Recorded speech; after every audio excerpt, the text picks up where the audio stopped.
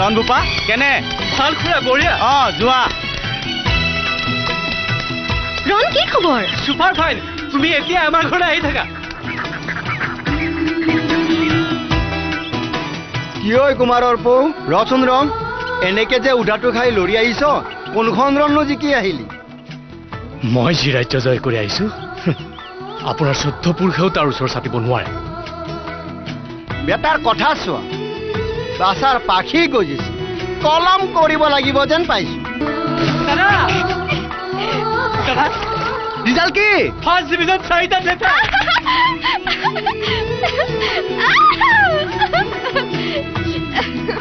বাহ ভাইটি তই মোৰ মান ৰাখিলি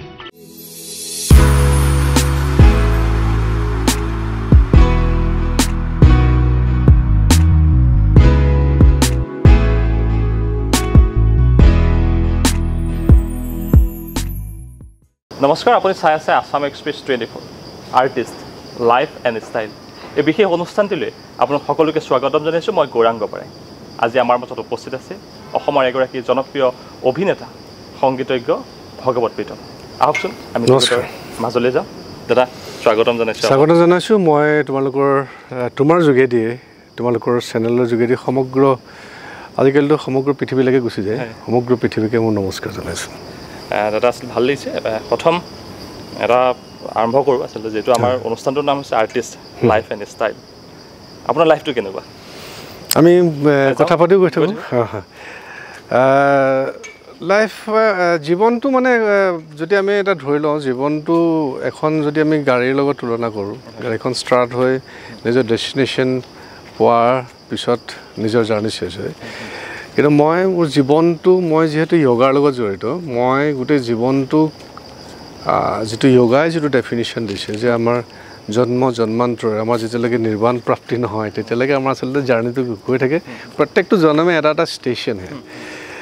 যি কি নহওক এতিয়া হৈছে তুমি যদি ক'ব খুজিছা যে মোৰ মানে শিল্পীৰ জীৱনটোৰ কথা কৈছে সেইটো আমাৰ ঘৰখন খুব আমি সৰুৰে পৰা এটা সাংস্কৃতিক পৰিয়ালতে আমাৰ জন্ম মোৰ মা সত্ৰীয়া নৃত্যশিল্পীৰ পৰা আৰম্ভ কৰি তেওঁ বৰগীত গাইছিলে নিজে খোল বজাইছিলে সৰুৰে পৰাই সত্ৰত ডাঙৰ হোৱা গড়মূৰ বৰসত্ৰৰ জীয়ৰী মাজুলী গড়মূৰ বৰসত্ৰৰ গতিকে সেই পৰিৱেশটো থাকি গ'ল দেউতাও নাটকৰ লগত জড়িত আছিলে যদিও দেউতা কৰ্মসূত্ৰে চৰকাৰী কামত মানে থাকিব লগা হ'ল কিন্তু সেই ধৰা সৰুৰে পৰাই আমাৰ ঘৰত এটা সংগীতৰ পৰিৱেশ আছিলে আমাৰ যেতিয়া ক্লাছিকেল মাহঁতে শিকি আছিলে তেতিয়া গোটেই ক্লাছটো আমাৰ ঘৰত হয় গতিকে সেইদৰে মই সৰুৰে পৰা নাটক পৰা আৰম্ভ কৰি সংগীতৰ পৰা আৰম্ভ কৰি দুটা বস্তু মোৰ সমানে ষ্টাৰ্ট হৈ গ'ল দেউতাহঁতে যেতিয়া মা দেউতাহঁতে নাটক কৰে তেতিয়া আমি সেই চাইল্ড কেৰেক্টাৰবিলাক আমি কৰোঁ আৰু প্ৰথম মানে মোৰ হৈছে ৰাসত যেতিয়া মানে গড়মূৰ বৰসত্ৰৰ ৰাসৰ শিশু কৃষ্ণ হিচাপে মোৰ প্ৰথম মানে ষ্টেজত মানে আৰম্ভণি তো তেনেকৈ এই সংগীতৰ কথাটো তেনেকৈ মোৰ প্ৰথম গুৰু নকুল চন্দ্ৰ গোস্বামী আমি যিহেতু PW কলনীত আছিলোঁ তেওঁ সংগীতজ্ঞ আছিলে দেউতাই মোক মাহঁতে ভাবিছিলে যে ক্লাছিকেল মিউজিকত যাওক বুলি মোক তবলাত দিলে তবলাটো মই তেওঁৰ ওচৰত তবলা শিক্ষা আৰম্ভ কৰিলোঁ লগে লগে তেওঁ মোক ভকেলো শিকোৱা আৰম্ভ কৰিলে কিন্তু মোৰ ইণ্টাৰেষ্টটো লাহে লাহে গীটাৰৰ ফালে গ'ল গীটাৰ মানে মোৰ ঘৰৰ কাষতে আৰু মই খুব সৰুৰ পৰাই ষ্টাৰ্ট কৰিছোঁ ঘৰৰ কাষতে এটা পৰিয়াল আছিলে মোৰ প্ৰথম গুৰু বিনোদ দলে তেওঁলোকে গীটাৰ বজাই থাকে ময়ো গৈ পেলাই সেই এনেকৈ বজাই থাকোঁতে মোক গীটাৰ ষ্টাৰ্ট কৰিলে শিকাবলৈ মই তেতিয়া দ্বিতীয় শ্ৰেণীৰ মানত কিন্তু মই ক্লাছ 5তে মই ৰেডিঅ' চেণ্টাৰত যিটো সেউজী চৰা অনুষ্ঠানত মই বজালোঁ আমাৰ শৈক্ষিক গীত বজাইছিলোঁ তেতিয়াহে মাহঁতে ভাবিলে যে মানে ইয়াৰ ইণ্টাৰেষ্টটো অলপ হেৰিফালে বেছি তেতিয়া গীটাৰ এখন তেতিয়াহে মোৰ মায়ে আকৌ হাৱাইন গীটাৰ বজাইছিলে এই হাৱাইন গীটাৰখনকে মাহঁতে যিহেতু মানে যে তাবলাটো শিকিব লাগে সেইটো কাৰণে প্ৰথমতে দিয়া নাছিলে মই মাৰ হাৱাইন গীটাৰখনকে স্পেনিছ বনাই পেলাই তাতে মই শিক্ষা এনেকৈ আৰম্ভ হৈ পেলাই মোৰ সেই সংগীতৰ জীৱন আৰু যিটো মোৰ এক্টিঙৰ জীৱন তেনেকৈ আৰম্ভ হৈ গ'ল আৰু ভাগ্যক্ৰমে কি হ'ল LP স্কুলত য'ত পঢ়িছিলোঁ তাতো আমাৰ বাইদেউ আছিলে আমি গৈ থাকোঁ বোলে লাল বাইদেউ সাবিত্ৰী হাজৰিকা তেতিয়া LP স্কুলত আমাক মানে নাটক কৰায় আৰু আমাৰ দেউতা মইনা পাৰিজাতৰ লগত জড়িত আমাৰ আপাৰ আছাম ফাইতে খুব মানে মইনা পাৰিজাত আছিলে তাতে একক অভিনয়ৰ পৰা আৰম্ভ কৰি পেলাই আকস্মিক বক্তৃতা প্ৰতিযোগিতা কবিতা আবৃত্তি সেইবিলাকৰ খুব মানে প্ৰেক্টিছ হয় আৰু সাবিত্ৰী হাজৰিকা বাইদেউ আমাৰ দেউতাৰ লগত একেলগে নাটক কৰা তোৰ দেউতাহঁতে নাটক কৰে তই কিয় নকৰিবি বুলি প্ৰত্যেকখন নাটকত স্কুলৰ নাটকত হেৰি কৰে তাৰপিছত যেতিয়া হাইস্কুলত আহিলোঁ তাতো আকৌ দেউতাৰ বন্ধু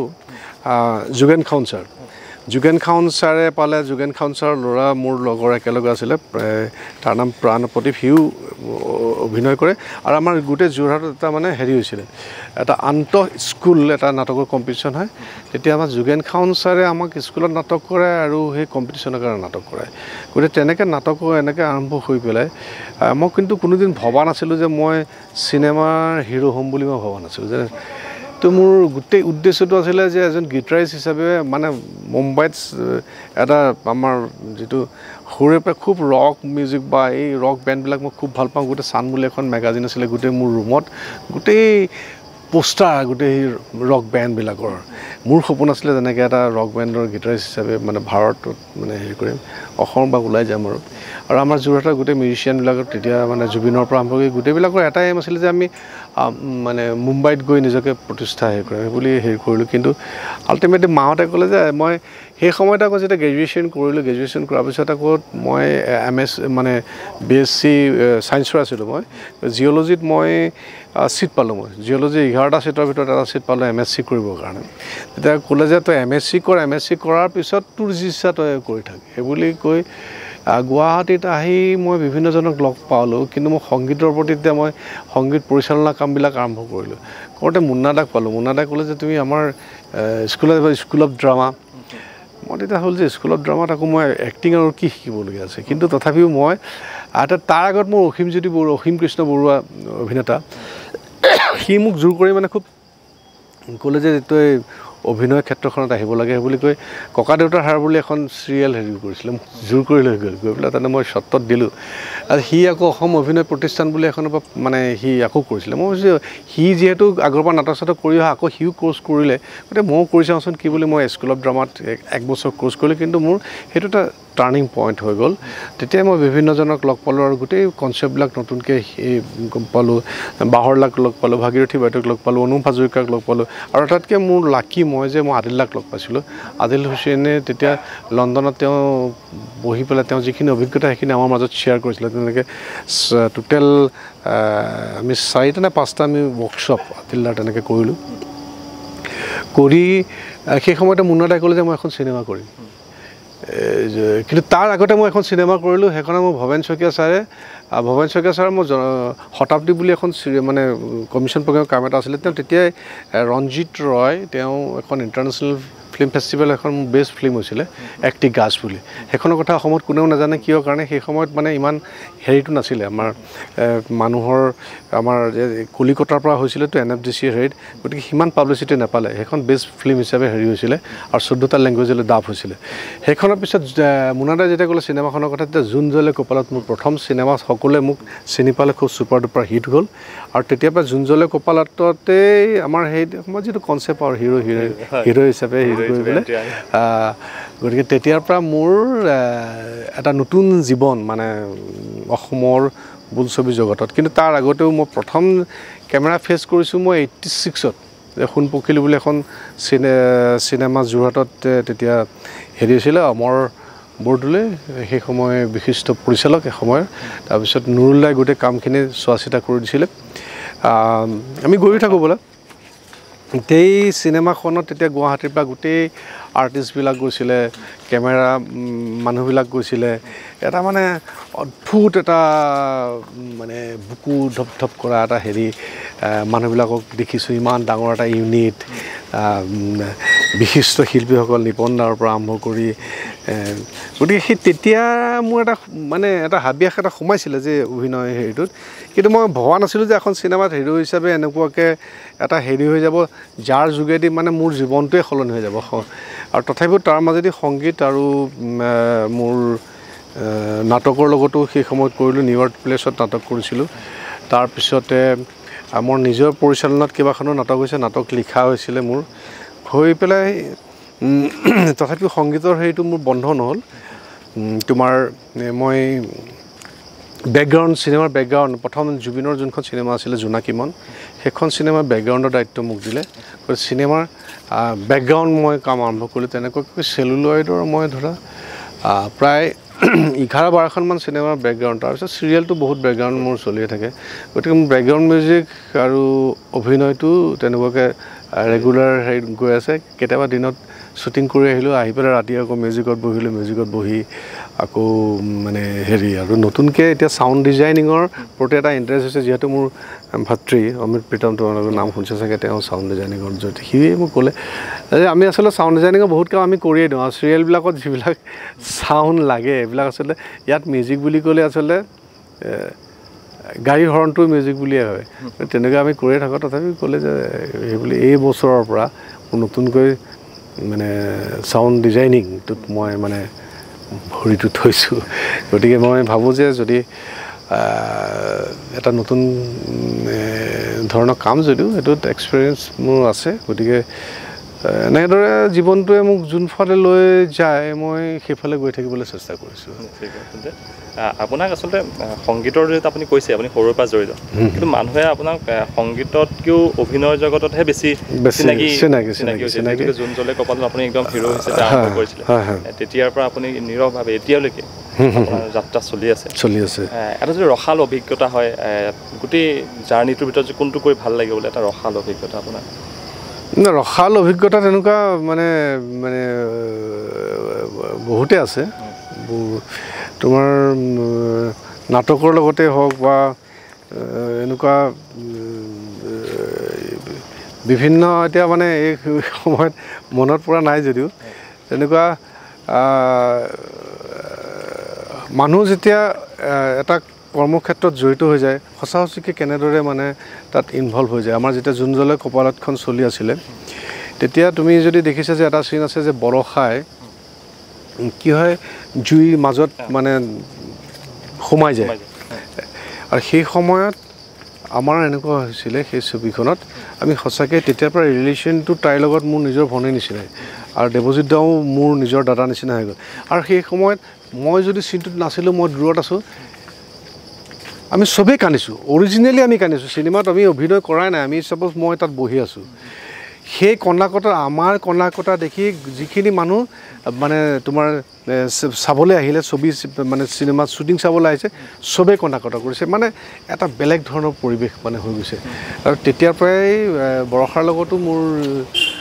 যিটো সম্পৰ্ক ভনীৰ নিচিনাই সম্পৰ্ক হৈ গ'ল আৰু আমাৰ বিশিষ্ট অভিনেতা দেৱজিৎ মজুমদাৰ তেতিয়াৰ পৰা মোৰ দাদা নিচিনা হৈ গ'ল এতিয়াও দাদা নিচিনা ৰিলেশ্যন আৰু তেতিয়াৰ পৰা বৰষাৰ লগত মোৰ মানে হেৰি বহুত কাম আমি মানে বাদ দিব লগা হৈছে মানে ধৰা হিৰোইনৰ তাই গৈছোঁ খালি মই চিলনী জীয়েকৰ সাধু বুলি সেইখনতহে তেনেকুৱা এটা কৰা হ'ল বাকী আমি বহুত কাম মানে হিৰোইন হিচাপে আমি মানে কৰা নাই সেই যিটো সম্পৰ্কৰ কাৰণে আৰু তেনেকুৱা বহুত ঘটনা আছে সেইবিলাক সেই মুহূৰ্তত এতিয়াও অহা নাই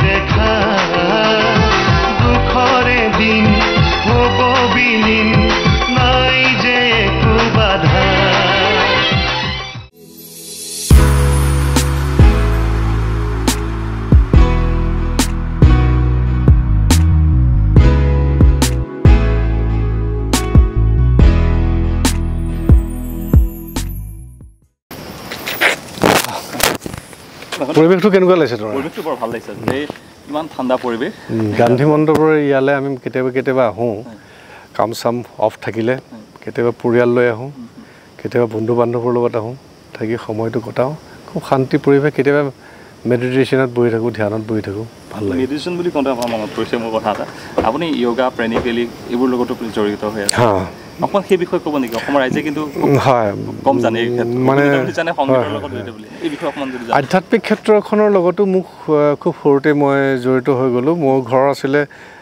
যোৰহাট গড়মূৰ ওচৰত, য'ত নিগমানন্দৰ আশ্ৰম আছিলে আৰু ওচৰতে ৰামকৃষ্ণ মিছনৰ আশ্ৰম আছিলে, আৰু দেউতাহঁতৰ ট্ৰেডিশ্যনেলি দেউতাহঁতে য়োগা প্ৰেক্টিছ কৰিছিলে। গতিকে তেতিয়াৰ পৰা কি হ'ল, মোক দেউতাই 6 বছৰ বয়সতে মোক শক্তিপাত দীক্ষা কৰাইছিলে স্বামী ভৈৰৱানন্দ। তাৰপিছতে মই সেই সময়তে নিগমানন্দ আশ্ৰমত এখন কিতাপ এখন পোৱা গৈছিলে, সেইখনৰ নাম যোগাবলৰ ৰোগ আৰোগ্য। তাৰ যোগেদি মই যিখন উমাচল আমাৰ য়োগাশ্ৰম, এখন তেতিয়াৰ দিনতে এখন য়োগাৰ মহাবিদ্যালয়। আজিকালি বহুতে আস্থা মানে কিছুমান চেনেল অহাৰ পাছত মানুহে য়োগাটোৰ লগত পৰিচয় হ'ল, কিন্তু সেই কিমান বছৰ স্বাধীনতাৰ পিছতে এখন মহাবিদ্যালয়, য়োগা মহাবিদ্যালয় আমাৰ অসমত প্ৰতিষ্ঠা কৰিছিলে শিৱানন্দ সৰস্বতীয়ে। তাতে মই 88ত সেই সময়ত মোৰ বৰ্তাৰ ল'ৰাটোৰ লগত গৈ, তেতিয়া মানে পাহাৰৰ ওপৰেদি এনেকৈ যাব লাগে, বাঘ চাঘো ওলায় তেতিয়া। তাতে মই য়োগা দীক্ষা লওঁ স্বামী বিজ্ঞানানন্দ সৰস্বতীৰ ওচৰত। কিন্তু সেই সময়ত মই স্থায়ীভাৱে গুৱাহাটীলৈ যিহেতু অহা নাছিলোঁ,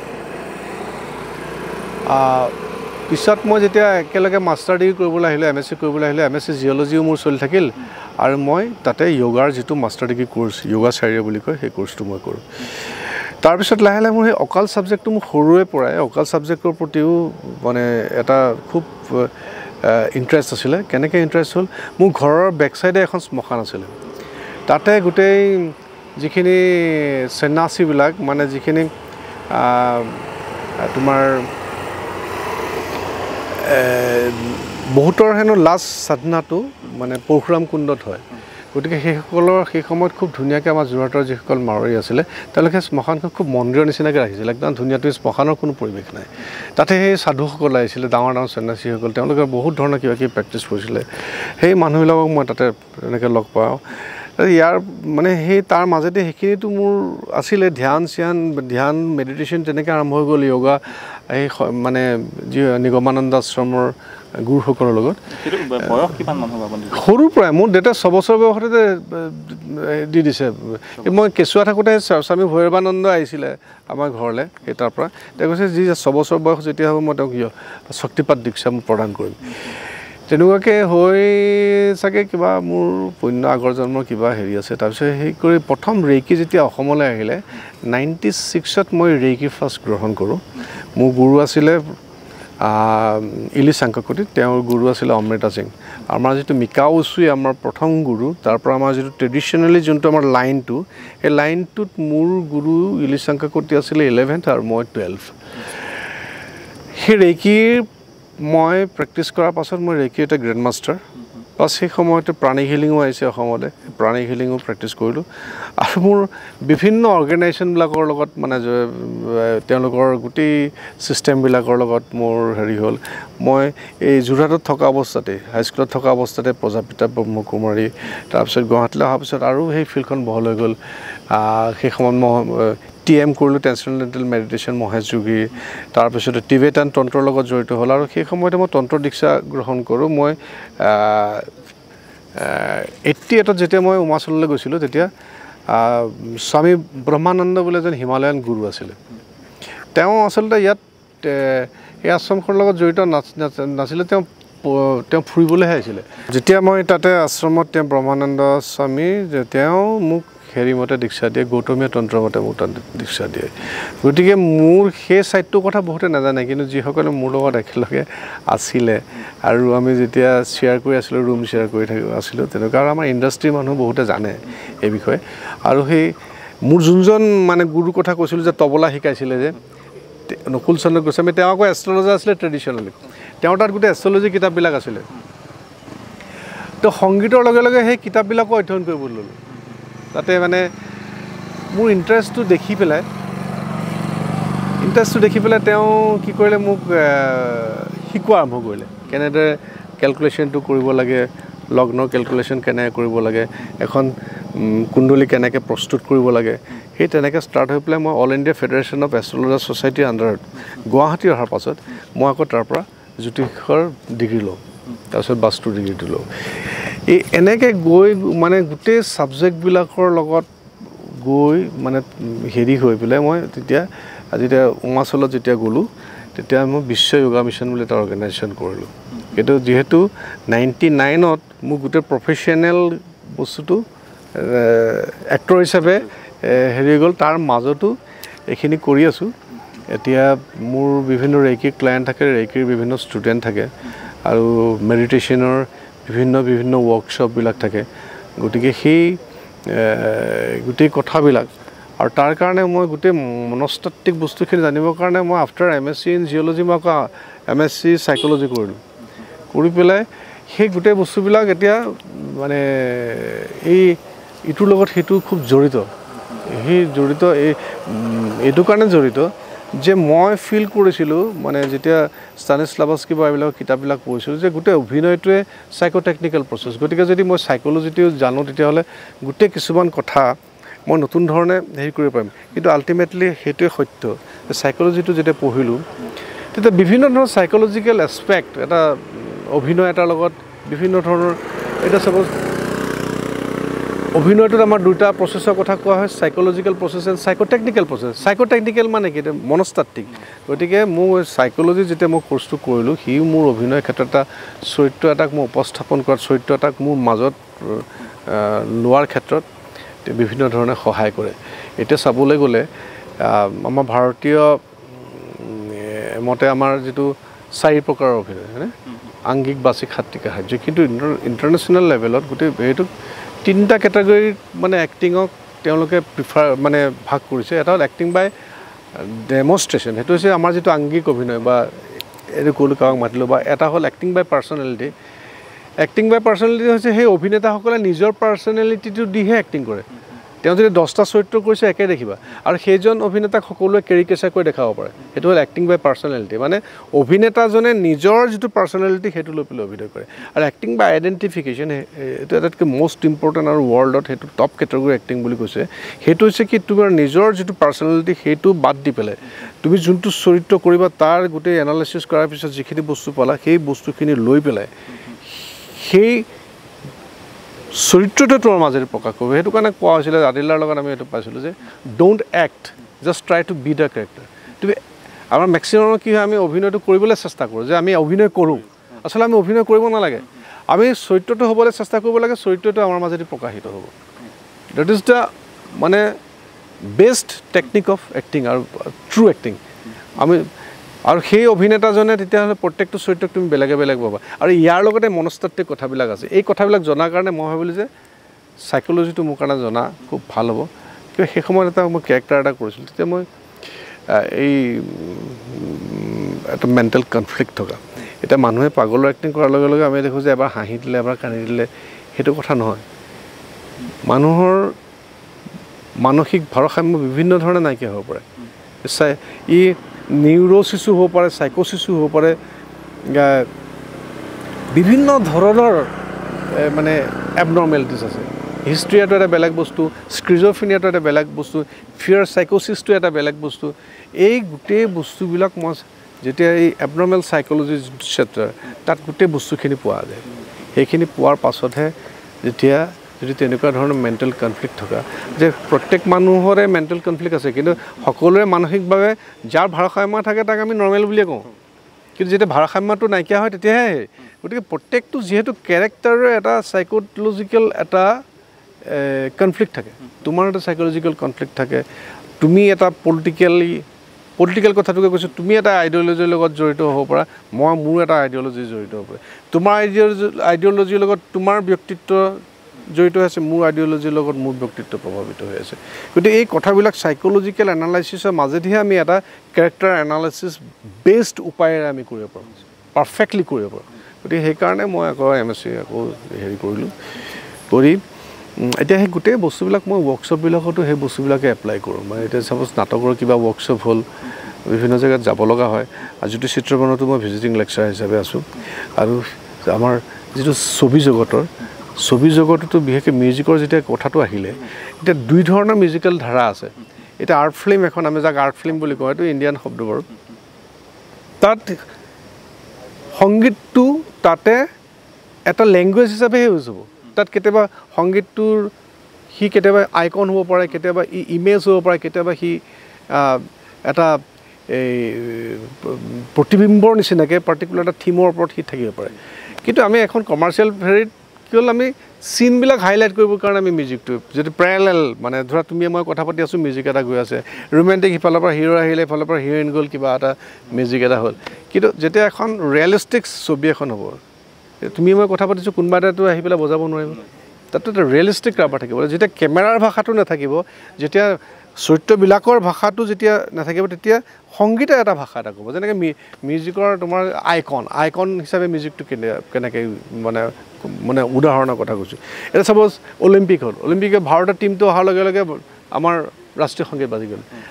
বজাৰ লগে লগে কি হয় ৰাষ্ট্ৰীয় সংগীত মানে কি আমাৰ ভাৰতক ৰিপ্ৰেজেণ্ট কৰিলে ভাৰতৰ আইকন হিচাপে ৰাষ্ট্ৰীয় সংগীতটো তেনেকুৱাকৈ ছাপ'জ মহাভাৰতত যে এটা শিঙা ৰাস্তা বজাই লগে সেইটো হ'ল ইমেজ হিচাপে আমি তাক হেৰি কৰিব পাৰোঁ মানে ধৰা সেইটো মানে কি এটা যুদ্ধৰ ইমেজটো সেই চাউণ্ডটোৱে দিয়ে গতিকে সেই গোটেই কথাবিলাকৰ লগত যিটো সাইকোলজি জড়িত হৈ আছে এতিয়া তুমি যদি আমি সংগীতৰ কথাটো যদি আমি ক'বলৈ যাওঁ সংগীতটোত এটা আছে হোৱাট ইজ মিউজিক তাৰমানে সেইটো মিউজিকেল এলিমেণ্টছ সাৰেগামাটো কি হোৱাট ইজ শুদ্ধ স্বৰ হোৱাট ইজ বিকৃত স্বৰ what is sharp what is flat what is major scale what is scale সেইটো হোৱাট ইজ মিউজিক কিন্তু তাতে মিউজিকলজিটো হৈছে কি মিউজিকলজিয়ে ষ্টাডি কৰিব তাৰ সাইকোলজি এণ্ড ফিল'চফি সংগীতৰ যিটো ফিল'চফি সংগীতৰ যিটো সাইকোলজি সেইটো এটা বেলেগ চেপ্টাৰ আৰু হোৱাট ইজ মিউজিক সেইটো এটা বেলেগ বস্তু যে তুমি গিটাৰখন এনেকৈ বজাবা এইটো আপষ্ট্ৰক এইটো ডাউন ষ্ট্ৰক আপ ডাউন বা ষ্ট্ৰামিং এনেকৈ কৰিবা সেইটো মিউজিকেল এলিমেণ্টছ কিন্তু ইয়াৰ লগত সাইকোলজিটো কি জড়িত আছে ফিল'চফিটো কি জড়িত আছে সেইটো মিউজিকলজি তাৰ লগত সাইকোলজি জড়িত হৈ আছে গতিকে সেই কথাবিলাকৰ মানে এই কথা পাতি থাকিলে বহল হৈ গৈ থাকে গতিকে তুমি ঘূৰি চাই থাকিবা তোমাৰ সময়টো কিমান দেৰি লাগিব আৰু মই কথা যেতিয়া মোৰ কথা ওলায় নহয় মই কথা কৈ থাকোঁতে মই চব পাহৰি যাওঁ মই আৰু যেতিয়া মনে বিচৰা মানুহবিলাকৰ লগতহে এইবিলাক কথা পতা যায় গতিকে তুমি তোমাৰ সময়টো চাই থাকিবা তেনেকৈ সেই মই ভাবিছোঁ যে নতুন কনচেপ্ট লৈ পেলাই সেইবিলাক লৈ পেলাই কিতাপ লিখিবলৈ মন যায় কিন্তু মোৰ লিখাটো মোৰ আখৰ মোৰ বিৰাট বেয়া গম পাইছেনে সেইকাৰণে মানে কি হয় মই স্ক্ৰিপ্টৰ কামটো কৰিছিলোঁ স্ক্ৰিপ্টটো লিখিছিলোঁ আগতে কিন্তু মই লিখা স্ক্ৰিপ্টটো শ্বুটিঙত যোৱাৰ পাছত আকৌ আজিকালি দিনত তেতিয়া হোৱাটছআপ অহা নাছিল নহয় গতিকে ফোন এটা আহিব ফোনটো ক'ব এইটো কি লিখিছিলি এইটো মানে ধৰিব পৰা নাই কোনটো আছিলে কি আছিলে এইটো আখৰটো একো ধৰিব পৰা নাই আজিকালি ভাল আৰু হোৱাটছআপলৈ কি আছিলে এইটো তাতে আকৌ ভইচ ৰেকৰ্ডিং কৰি পঠালোঁ আচলতে এইটো ডাইলগটো এইটো সেই তেতিয়া আমাৰ প্ৰথম আমি কাম চাম আৰম্ভ কৰোঁতেতো আমাৰ হেৰি নাই আৰু প্ৰথম মানে আৰু পিচিঅ'টো আমাৰ কাৰণে ডাঙৰ বস্তু তেতিয়া কিবা এটা কাৰোবাক কিবা এটা খবৰ দিব লাগে পিচিঅ'ত গৈ পেলাই খবৰ দিলোঁ যে প্ৰথমৰ পেজাৰ বুলি এটা বস্তু আহিছিলে তাত মেছেজ আহে তেনেকুৱাকৈ তাৰপিছত গতিকে সেই তেনেকৈ আখৰ বেয়া হোৱাৰ কাৰণে কিতাপ মই ভাবিছোঁ যে এখন কিতাপৰ আকাৰত এই গোটেই কথাবিলাক মানে এতিয়া আমাৰ অভিনয়টো কাক বোলে বা অভিনয়টো সেই তেনেকুৱা ধৰণৰ কিতাপ বহুত আছে কিন্তু এটা সাইকোটেকনিকেল প্ৰচেছবিলাক আমি কেনেকৈ ডেভেলপ কৰিম বা আচলতে অভিনয়ৰ যিটো ধাৰা এতিয়া সমগ্ৰ পৃথিৱীত মানে চলি আছে ৰিয়েলিষ্টিক এক্টিং সেইটো কাৰণে তুমি চাবা আজিকালি চিনেমাবিলাকত বহুত ডাইৰেক্টৰে এটা শব্দ ইউজ কৰে নন এক্টৰ্ছ তেওঁলোকে চবেই অভিনয় কৰি আছে কিন্তু তেওঁলোক নন এক্টৰ্ছ বুলি এইটো কাৰণে ক'লে যে তেওঁলোক অভিনয় ক্ষেত্ৰখনৰ লগত জড়িত নাছিলেই কোনোবা যেন মানুহ চৰিত্ৰৰ লগত মিলাই আহকচোন আপুনি এইটো কৰি দিয়ক এইটো কাৰণে কৰা যে যেতিয়া তেওঁ অভিনয়টো কি জনা নাই সেইটো কাৰণে নেচাৰেলি ওলাইছে কিন্তু আমাৰ ষ্টুডেণ্টবিলাকৰ কি হয় যে অভিনয়টো কৰিব লাগে গতিকে মই কিবা এটা কৰি দেখাওঁ কিবা এটা কৰিব লাগে মানে সেইটো কাৰণে অভিনয় কিন্তু অভিনয় সেইটো কনচেপ্ট নাই আৰু আমাৰ অসমত আৰু এটা কথা হ'ল কি আমাৰ যিটো ভ্ৰাম্যমান থিয়েটাৰ আছে মেক্সিমাম ল'ৰা ছোৱালীয়ে ভ্ৰাম্যমান থিয়েটাৰ আছে ভ্ৰাম্যমান থিয়েটাৰ চোৱাৰ পিছত তেওঁলোকৰ ধাৰণাটো এইটো হৈ গ'ল যে অভিনয়টো আচলতে তেনেকৈহে কৰিব লাগে মানে অলপ অভাৰ এক্টিং কৰিলে বা সেইটো কৰা মানেহে অভিনয় অলপতে এজন দাদা এজন মানে ডক্টৰৰ কেৰেক্টাৰ এটা মানে তেওঁ আকৌ অৰিজিনেল ডক্টৰ তেওঁক মাতি পঠালোঁ মানে তেওঁৰ কাৰণে নেচাৰেলি এইটো কাৰণে লাগে যে কাৰণ সেইখিনি যদি স্ক্ৰিপ্টত লিখি দিয়া যায় বেমাৰটোৰ কাৰণ কি হৈছে সেই মানুহজনে পাৰফেক্টলি এই কথাখিনি ক'ব নোৱাৰিব তেওঁ নেচাৰেলি এই কথাখিনি কৰিব পাৰিব এই মই এইটো আজিলৈকে মই এইবিলাক কৰা নাই মই নাই বোলে আপুনি যিটো জানে এইটো বিষয়ে সেইটো কথা আপুনি বুজাই দিলে ধুনীয়াকৈ নেচাৰেল কৰিছে নেচাৰেল লাগিছে যেন সঁচা সঁচিকৈ এটা হেৰি এটা গতিকে নন এক্টৰ্ছ মানে সেই আচলতে নেচাৰেলিষ্টিক যিটো এক্টিং আৰু সেই এজন অভিনেতাই যদি নিজকে ষ্টেজ এক্টিংটোৰ লগত ছেপাৰেট কৰি নিজৰ এক্টিংখিনি ৰাখিব পাৰে ইজ বেষ্ট এক্টৰ সেইটোৱে অভিনয় আপুনি যিটো কৈছে আচলতে মনস্তাত্ত্বিক মানসিকটো লাগিবই মনস্তাত্ত্বিকটো লাগিবই গতিকে সেইটোহে আচলতে অভিনয়টো লৈ যায় এই ক্ষেত্ৰত আপুনি জ্যোতিষশাস্ত্ৰৰ কথা আপুনি কৈছে জড়িত আপুনি অলপ জন্ম মৃত্যু পুনৰ জন্ম এইবোৰ বহুতে বিশ্বাস কৰিব নোখোজে বহুতে জ্যোতিষশাস্ত্ৰ এভইড কৰিব বিচাৰে আচলতে সেই কথা মই গোটেই কনচেপ্টটো কৈছোঁ তোমাক কনচেপ্টটো কৈছোঁ যে আমাৰ ভাৰতীয় যিটো দৰ্শন বুদ্ধিষ্ট দৰ্শনেও কৈছে মানুহৰ জন্ম জন্মান্তৰ যেতিয়ালৈকে মানুহৰ মুক্তি নাপায় আমাৰ যিটো মুক্তিৰ কথা কৈছে মুক্তিত নিস্পৃহ যিটো সেই ভকতক নমো মানে মুক্তিয়ে হৈছে মানুহৰ জীৱনৰ আটাইতকৈ হায়েষ্ট এটা ডিজায়াৰ মাধৱদেৱে কৈছে যে সেই ডিজায়াৰটোৰ যিজন ভকতৰ নাই সেইজনকে মই নমস্কাৰ কৰোঁ তাৰমানে ঋষিমুনিসকলে য়োগাটো এইটো কাৰণে উলিয়ালে যে মানুহৰ যিটো জীৱনটোৰ পৰা যাতে আমাৰ যিটো মায়া আত্মা বিকাৰে যিটো মায়াৰ সৃষ্টি কৰিছে মায়াৰ মাজত আমাৰ আত্মা আবদ্ধ হৈ থকাৰ কাৰণে আমি বাৰে বাৰে জন্ম হৈ আছোঁ গতিকে এই মায়াৰ আৱৰণটো ভাঙি দিয়া প্ৰচেছটোৰ নামে য়োগা আৰু মায়াৰ আৱৰণটো নাইকিয়া হ'লে আত্মা পৰমাত্মাৰ লগত বিলীন হৈ যাব এষ্ট্ৰলজিটো হ'ল এই যে আমি জন্ম হৈ আছোঁ এইবিলাক আমাৰ কৰ্মফল অনুসৰি আমি জন্ম হৈ আছোঁ আমি কৰ্ম যিটো কৰিছোঁ আমি নেক্সট জন্মত সেইটো বস্তু আকৌ আমি তাৰ ভোগ কৰিছোঁ ঋষিমুনিসকলে কেতিয়া এষ্ট্ৰলজিটো এইটো কাৰণে কৰিলে যে আমি এটা আমাৰ কৰ্মফল অনুসৰি আমাৰ এটা লগ্নত মৃত্যু হ'ব এটা লগ্নত জন্ম হ'ব আৰু যিটো লগ্নত আমি জন্ম হ'ম সেই জন্মৰ পৰাই আমি সেইমতে পৰিচালিত হ'ম মানে কৰ্ম যদি ফল সেইটো জন্মত নাপাব নে অহা জন্মত পাব আমি এই জন্মতো তুমি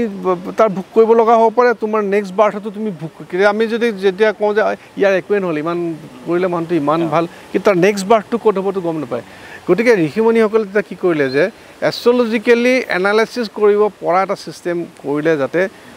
যে এই যিটো ফলিত জ্যোতিষৰ দুটা বস্তু আছে এটা হ'ল ফলিত জ্যোতিষ মানুহে যে বিশ্বাস নকৰোঁ বুলি কয় আচলতে ক'ব লাগে ফলিত জ্যোতিষটোকহে বিশ্বাস নকৰিব পাৰে কিন্তু গণিত জ্যোতিষ যিটো আজি সূৰ্যগ্ৰহণ হ'ব বুলি ক'লে ইমান দিনৰ পিছত সূৰ্যগ্ৰহণ হ'ব বুলি ক'লে সূৰ্যগ্ৰহণ হ'ব ডেট ইজ গণিত জ্যোতিষ গতিকে ঋষিমুনিসকলে কৰিলে যে মানুহক কৰ্মফলৰ পৰা মুক্তি দিবলৈ হ'লে আমি যদি এনালাইচিছ কৰিব পাৰোঁ যে তেওঁৰ কি গ্ৰহ নক্ষত্ৰৰ প্ৰভাৱৰ কাৰণে এই কথাবিলাক ভোগ কৰি আছে আৰু কিহৰ কাৰণে জ্যোতিষত এনেকুৱা চেপ্টাৰো আছে যে তোমাৰ সেই চেপ্টাৰৰ পৰা তোমাৰ আগৰ জন্মৰ কি কৰ্মফল অনুসৰি তোমাৰ জন্ম হৈছে তুমি তাক উলিয়াব পাৰি গতিকে এইকাৰণে কৰা হ'ল যে মানুহক যাতে কৰ্মফলৰ পৰা মুক্ত হৈ পেলাই আৰু এটা নতুন জীৱন যেতিয়া যাব তাৰ আধ্যাত্মিকভাৱে যাতে এই বস্তুখিনি গ্ৰহণ কৰে যে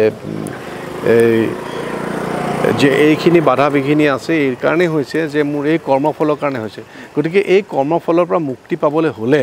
যে তেওঁ এই ধৰণৰ এটা সাধনা মাৰ্গৰ মাজেদি আগবাঢ়ি যাব লাগিব সেইকাৰণেহে আচলতে জ্যোতিষটোৰ উদ্ভাৱন হৈছিলে দুটা কাৰণে এটা হ'ল ক্ষণ চাবৰ কাৰণে যে কেতিয়া আমাৰ সূৰ্যগ্ৰহণ হ'ব আমাৰ তিথিবিলাক কেনেদৰে আমি পালন কৰিব লাগে মাহবিলাক কেনেকৈ পৰিৱৰ্তন হ'ব তিথিবিলাকৰ কোনটো সময় পৰিৱৰ্তন হ'ব নক্ষত্ৰবিলাক আজিৰ দিনটোত কিমান সময়ত কোনটো নক্ষত্ৰ আহিব কোন সময়ত যাব সেইটো গণিত জ্যোতিষে তাক নিৰ্ধাৰণ কৰে যিটো কেলকুলেশ্যনৰ মাজেদি যিটো গণিত জ্যোতিষ বুলি কোৱা হয় আৰু সেই গ্ৰহ নক্ষত্ৰৰ যিখিনি প্ৰভাৱ সেই প্ৰভাৱত আমাৰ ওপৰত কি পৰে সেইটো ফলিত জ্যোতিষে ষ্টাডি কৰে গতিকে যিহেতু আমাৰ গোটেই ফিজিকেল বডিটো আমি দুটা ভাগত আমি ভাগ কৰিছোঁ এইটো স্থূল শৰীৰ অগ্নি পৃথিৱী বায়ু জল আকাশ তত্ত্ব ইয়াৰ ওপৰত আছে আৰু যিটো আমি দেখা নাই এইটো অন্নময় কোষ বুলি কয় ইয়াৰ ওপৰত আছে প্ৰাণময় কোষ মনোময় কোষ বিজ্ঞানময় কোষ আনন্দময় কোষ সেইটো বডিটো দেখা নাই যাক আৰু উৰা বুলি কওঁ তোমাৰ উৰাটো মোৰ উৰাৰ লগত লাগি আছে সেইটো আমি তোমালোকে চকুৰে দেখা নাই কিন্তু আমাৰ ষ্টাডি আমাৰ ট্ৰেইনিং আছে আমি মানুহৰ উৰাটোও আমি ষ্টাডি কৰিব পাৰোঁ এটা আন্ধাৰ অলপমান চাহ পোহৰৰ হেৰিত মানুহৰ উৰাটো ষ্টাডি কৰি পেলাই তাত কি তাৰ নিগেটিভিটিছ আছে সেই নিগেটিভিটিছবিলাক আমি আইডেণ্টিফাই কৰিব পাৰোঁ গতিকে এষ্ট্ৰলজি আচলতে তোমাক এইটো বস্তু ভাল কৰি দিম এইটো হেৰি কৰি দিম মানুহক ধনী বনাই দিম মানুহক হেৰি কৰি দিম তাৰ এইটো নহয় আচলতে কৰ্মফল অনুসৰি যাতে তেওঁ আধ্যাত্মিকভাৱে আকৌ ঈশ্বৰমুখী হ'ব পাৰে সেই বস্তুটো যাতে মানুহক দেখাই দিয়ে চাপ'জ তোমাৰ সেইটো এনালাইচিছ কৰি পেলাই যে এইকেইটা গ্ৰহৰ তুমি এইটো কাৰণে ভোগ কৰিবলগীয়া হৈছে তোমাৰ এই কৰ্মফলৰ কাৰণে তেতিয়া তোমাক কোৱা হ'ল যে তুমি এনেদৰে প্ৰেয়াৰ্ছ কৰিবা এনেদৰে তুমি এটা আধ্যাত্মিকভাৱে এটা জীৱন অতিবাহিত কৰিবা আধ্যাত্মিকভাৱে তোমাৰ জীৱনটোক তুমি লৈ যোৱা যাতে তোমাৰ আগৰ জন্মৰ কৰ্মফলবিলাক তুমি ধুই পেলাব পাৰা আৰু সেই ধুই পেলোৱাৰ পিছত যাতে তুমি এটা নতুন সুন্দৰ এটা জীৱন তুমি উপভোগ কৰিব পাৰা গতিকে এই জীৱনৰ মাজেদি যাতে তুমি ঈশ্বৰমুখী হ'ব পাৰা সেইটো সেই ঋষিমুনিসকলৰ উদ্দেশ্য আছিলে মানে আপুনি অভিনয় সংগীতৰ মাজতো যে সময়ছোৱা জ্যোতি ইমান ব্যস্ততাৰ মাজতো জ্যোতি শাস্ত্ৰৰ পৰা আদি কৰি য়োগা ইমানখিনি যে আপুনি কৰি আছে তাৰ কাৰণে অশেষ ধন্যবাদ আপুনি যদি কিতাপৰ কথা কৈছে আমি আশা কৰোঁ যে অসমৰ ৰাইজ অসমৰ নহয় আচলতে ভাৰতবৰ্ষৰ ৰাইজে আপোনাৰ কিতাপখন অতি সোনকালে পাব আমিও আশা কৰিলোঁ আচলতে এইটো আমাৰো দাবী যাতে কিতাপখন আপুনি লিখে মই এটা চেষ্টা কৰিছোঁ আৰু যদি সকলো সুযোগ সুবিধা মিলে আৰু মই মানে সেই মই কৈছোঁ এটা হ'ল আখৰ বেয়াটো গতিকে মই মানে ভাবিছোঁ এতিয়া সেইটো কৰি নিজে লিখা এটা মানে হেৰি এটা কৰিব লাগিব অভিনয়ৰ ক্ষেত্ৰতো বিভিন্ন লিখাৰ প্লট কিছুমান আছে মোৰ বিভিন্ন চিত্ৰনাট্য কিছুমান সোমাই আছে সেইখিনিও লিখিতৰ ওপৰত কৰিব লাগে আৰু তোমালোকৰ শুভেচ্ছা যদি থাকে ৰাইজৰ যদি আশীৰ্বাদ থাকে মই ভাবোঁ সেই দিশত মই আগবাঢ়ি গৈ থাকিব পাৰিম আমি অকণ আগবাঢ়ি যাওঁ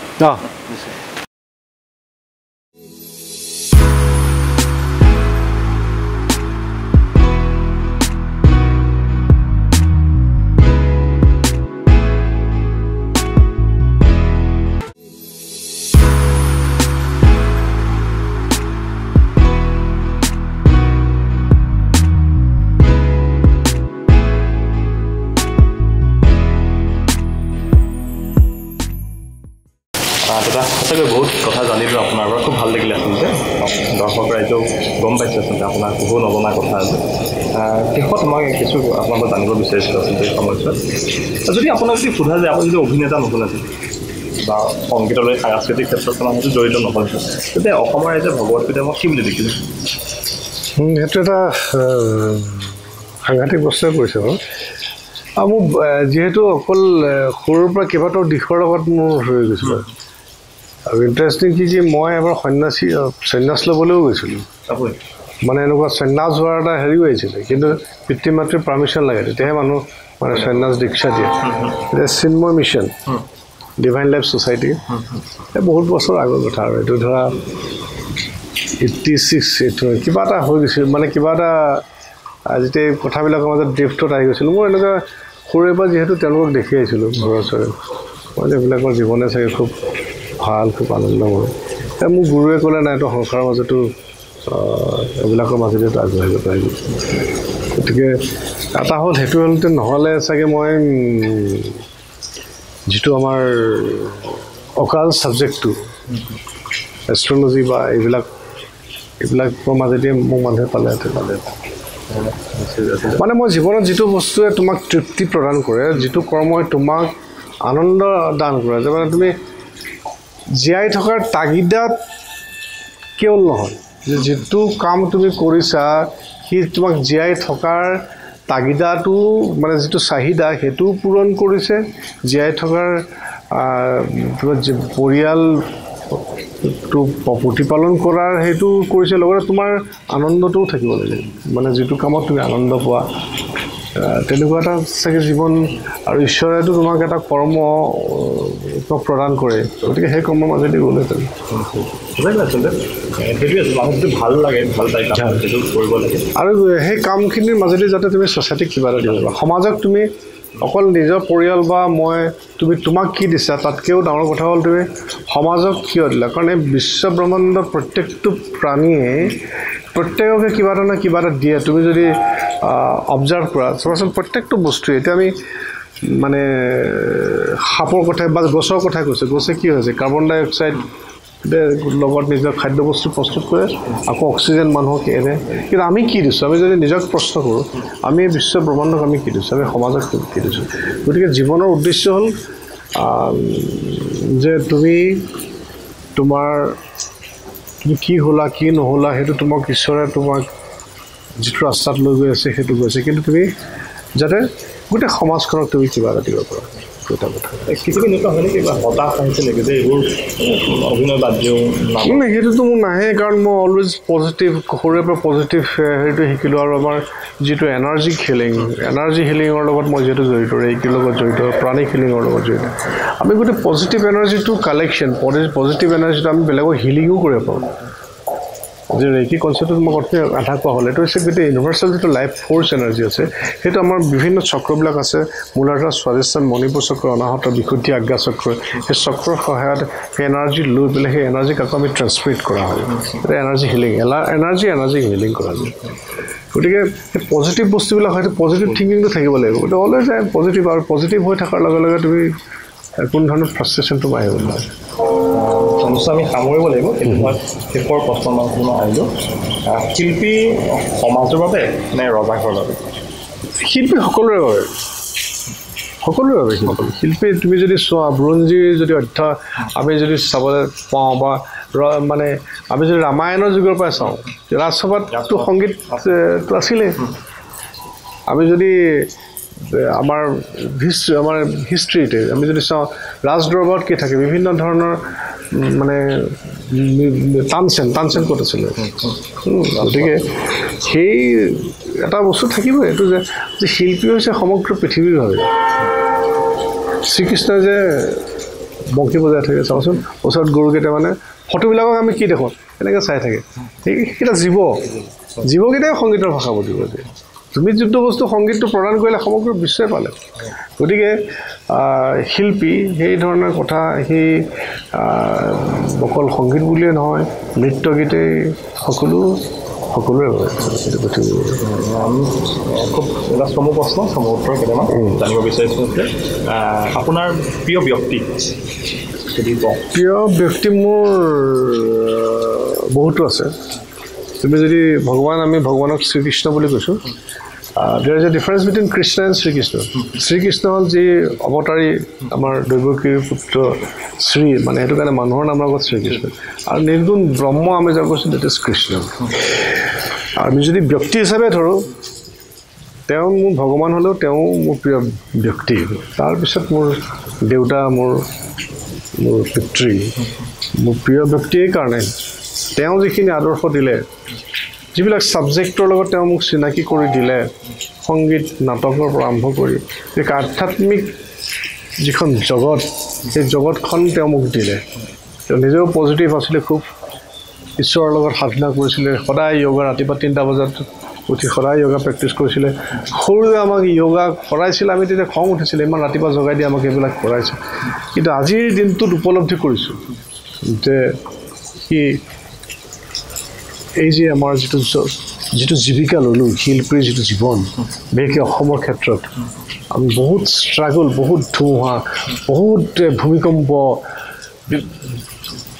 আমাৰ মনৰ প্ৰাকৃতিক জগতখনত সেই ধুমুহাৰ মাজেৰে আমি আগবাঢ়িছোঁ আৰু তাত ফাইট কৰিবৰ কাৰণে যুদ্ধ কৰিবৰ কাৰণে যিখিনি মানসিক শক্তি লাগে যিখিনি শাৰীৰিক শক্তি লাগে সেইখিনি শক্তি সেই আধ্যাত্মিক শক্তিৰ পৰা পাইছোঁ সেই প্ৰায় পাইছোঁ কাৰণে দেউতাই মোৰ প্ৰিয় ব্যক্তি আপোনাৰ প্ৰিয় যদি আমি সোধোঁ যে এই ইমান দিনে যিখিনি কাম হ'ল চলচ্চিত্ৰই হওক অভিনয় জগতৰ আপোনাৰ ভাল লগা এখন আপোনাৰ অভিনয় কৰি ভাল লগা নাটকেই হওক বা চিনেমাই হওক মই শতাব্দীখন কৰিছিলোঁ এইটো দূৰদৰ্শনৰ কাৰণে হৈছিলে এইটো ভৱেন শইকীয়া ছাৰৰ শতাব্দীখন কৰিছিলোঁ খুব ভাল লগা চৰিত্ৰ আছিলে আৰু তেওঁৰ লগত কাম কৰাৰ এটা মজাটো অলপ বেলেগ মানে তেওঁ দাড়ি কমাৰ পৰা আৰম্ভ কৰি গোটেই বস্তুবিলাক চাই তোমাৰ যদি কমা এটাও থাকি গৈছে ভগৱত বস্তু এইটো এটা কমা এটা আচলতে গতিকে ইমান ডিটেইলছত হেৰি কৰে তাৰপিছত মই এটা ধন্যবাদ মই দিব লাগিব ৰেডিঅ' মোৰ খুব সৰুৰে পৰা প্ৰিয় আছিলে আমাৰ ফাউণ্ডেশ্যন ৰেডিঅ' বুলি ক'ব লাগিব এটা সময়ত আমাক অনাতাঁৰ শিল্পী হিচাপে পৰিচয় কৰাইছে যিহেতু মই গীটাৰতো মই অডিশ্যন পাছ কৰিছোঁ আৰু নাটকতো মই অডিশ্যন পাছ কৰিছোঁ আৰু গোটেই সেই সময়ত আমি নাটকবিলাক যেতিয়া হয় তেতিয়া আমি বহুত কথা সেই পৰিচালক নীল চক্ৰৱৰ্তী কুলদা কুমাৰ ভট্টাচাৰ্য আৰু তোমাৰ খুব চিৰিয়াছলি কাম কৰিব লাগে কাৰণ তেওঁলোকৰ কাণবিলাক বহুত চোকা তুমি কিবা এটা শব্দৰ যদি তোমাৰ উচ্চাৰণ যদি ইফাল সিফাল হৈছে তেওঁ লগে লগে ধৰি ল'ব কাৰণ তেওঁলোকে কাণেৰেহে শুনি আছে তোমাৰ অভিনয়টো তেওঁলোকে চাই থকা নাই সেইটো ৰুমত বহি পেলাই তোমাৰ অভিনয়খিনি শুনিহে আছে গতিকে সেইখিনি মোৰ কাৰণে খুব হেৰি আপোনাৰ পৰিয়াল বৰ্তমান পৰিয়াল মোৰ পৰিবাৰ আছে ছোৱালী মোৰ ক্লাছ 8 আৰু ল'ৰা ক্লাছ 1 খুব ভাল লাগিলে আচলতে মোক এটা খুব সুন্দৰ পৰিয়াল মোৰ ভাল লাগিলে আজি তোমাৰ লগত এই এটা ধুনীয়া বতৰ লৈ পেলাই বিভিন্ন জেগাত গ'লোঁ আমি গান্ধী বস্তি গ'লোঁ আৰু আমি কি ধুনীয়া পেইণ্টিং চাই মানে গীতা মন্দিৰৰ এই সুন্দৰ পৰিৱেশ গতিকে তোমাকো মই ফুৰালোঁ তুমি সুদূৰ নগাঁৱৰ পৰা আহিছা গতিকে মই ভাবিলোঁ যে আমি এই বৰষুণৰ এটা সুন্দৰ বতৰ অলপ আমি তিতিলোঁ গতিকে তাৰ মাজে এটা সুন্দৰ দিন অতিবাহিত কৰিলোঁ তোমালোকৰ মাজেদি তোমালোকৰ দৰ্শকসকলক যে পাইছোঁ তেওঁলোকৰ পৰা যে মই এতিয়া আশীৰ্বাদ পাইছোঁ এইটো কাৰণে মোৰ খুব ডাঙৰ কথা তাৰ বাবে তোমালোকক ধন্যবাদ দিছোঁ তোমালোকৰ চেনেলক মই ধন্যবাদ আপোনালোক ধন্যবাদ জনাইছোঁ আমাক আপোনাৰ ব্যস্ততাৰ মাজত আপুনি যিখন চিৰিয়েল কৰি আছিলে তাৰ সময়ত তাৰ মাজতো যে আপুনি সময় মিলি আমাক এখন সময় দিলে তাৰ কাৰণে আমিও আপোনাক অশেষ ধন্যবাদ দিছোঁ আপোনাৰ বৰ্ণিল জীৱনটো যেন একদম জিলিকি উঠক আমাৰ আছাম এক্সপ্ৰেছ দেশৰ পৰিয়ালৰ পৰা কামনা কৰিছোঁ আজিলৈ দাদা ধন্যবাদ বিদায় মাগিছোঁ আপোনাৰ পৰা নমস্কাৰ